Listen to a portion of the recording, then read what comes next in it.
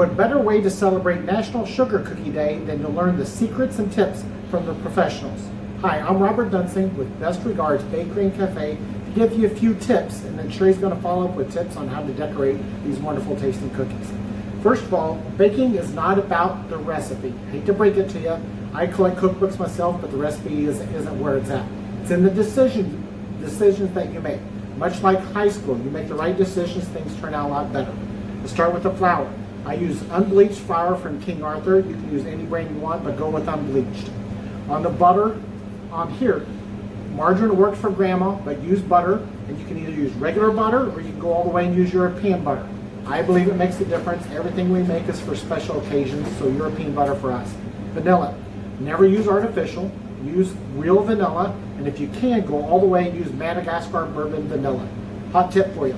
If you're using an old recipe from grandma and it just doesn't quite taste the same and look the same, it's probably the egg.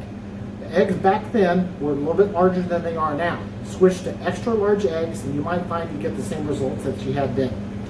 Now, what I'm going to do is there's a number of do's and don'ts techniques that will really make a big difference in the execution. We're going to post those in a video on our Facebook page so you get those details later.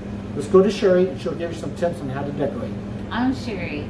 Now that Robert's got you baking the best tasting cookies, I'm going to show you a few techniques to make them look very pretty. Our third design is a little trickier, but only in the way it appears.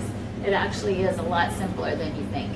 Again, in this one I chose a lighter color for my background, 2 complementary colors to go with that, and you're just going to do horizontal lines while it's still wet. And then take your scribe or your toothpick and pull down to make your pattern. You can either pull down, or you can go up, or you can do a combination and make it really special. Thank you for joining us at Best Regards Bakery and Cafe in Overland Park, Kansas as we celebrate National Sugar Cookie Day.